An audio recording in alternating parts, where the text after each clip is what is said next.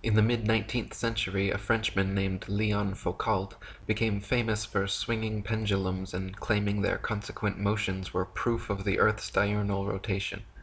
Since then, Foucault pendulums have regularly been swinging at museums and exposition halls worldwide, purporting to provide everlasting perpetual proof of the heliocentric spinning ball Earth theory. The truth is, however, unbeknownst to most of the duped public, that Foucault's pendulum is a failed experiment which proves nothing but how easy it is for pseudoscience to deceive the malleable masses.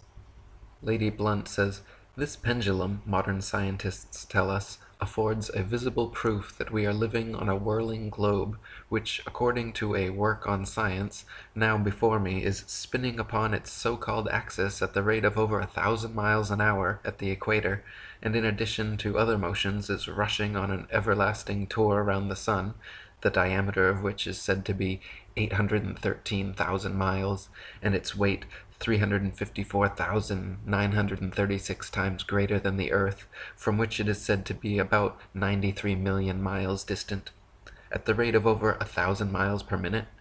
Now, to prove that the Earth really has these motions, a pendulum is suspended at the show. The showman sets motion, and bids the gaping world of thoughtless men and women to behold a proof that we are living on a whirling globe which is rushing away through space." William Carpenter says, "Astronomers have made experiments with pendulums which have been suspended from the interior of high buildings, and have exulted over the idea of being able to prove the rotation of the Earth on its axis by the varying direction taken by the pendulum over a prepared table underneath, asserting that the table moved round under the pendulum, instead of the pendulum shifting and oscillating in different directions over the table. But, since it has been found that, as often as not, the pendulum went round the wrong way for the rotation theory, chagrin has taken place of exultation, and we have a proof of the failure of astronomers in their efforts to substantiate their theory." So to begin with, Foucault's pendulums do not uniformly swing in any one direction. Sometimes they rotate clockwise, and sometimes counterclockwise. Sometimes they fail to rotate, and sometimes they rotate far too much. Scientists who have repeated variations of the experiment have conceded time and again that, quote, "it was difficult to avoid giving the pendulum some slight lateral bias at starting.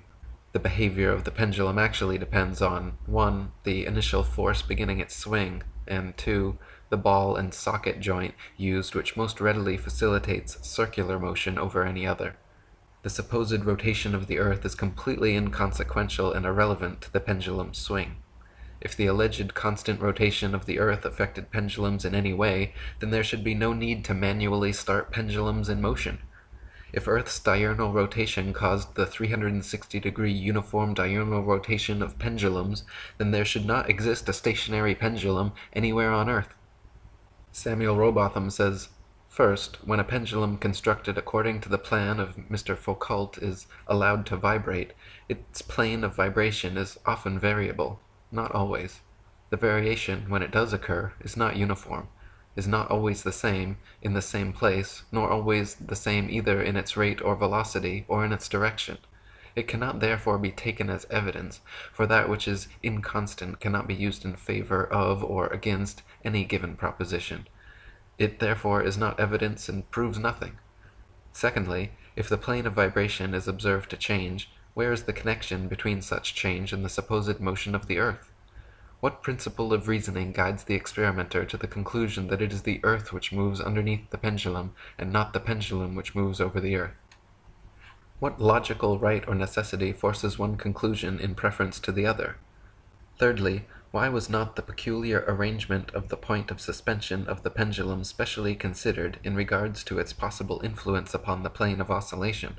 Was it not known, or was it overlooked, or was it in the climax of theoretical revelry ignored that a ball and socket joint is one which facilitates circular motion more readily than any other?"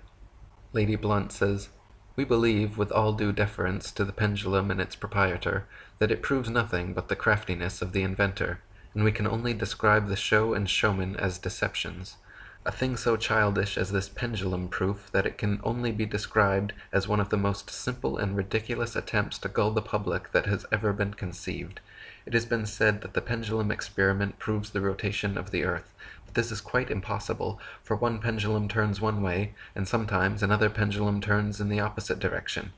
Now we ask, does the earth rotate in opposite directions at different places at one and the same time? We should like to know. Perhaps the experimenters will kindly enlighten us on this point. If the earth had the terrible motions attributed to it, there would be some sensible effects of such motions. But we neither feel the motion, see it, nor hear it. And how people can stand watching the pendulum vibrate and think that they are seeing a proof of the motions of the earth almost passes comprehension. They are, however, brought up to believe it, and it is thought to be scientific to believe what the astronomers teach.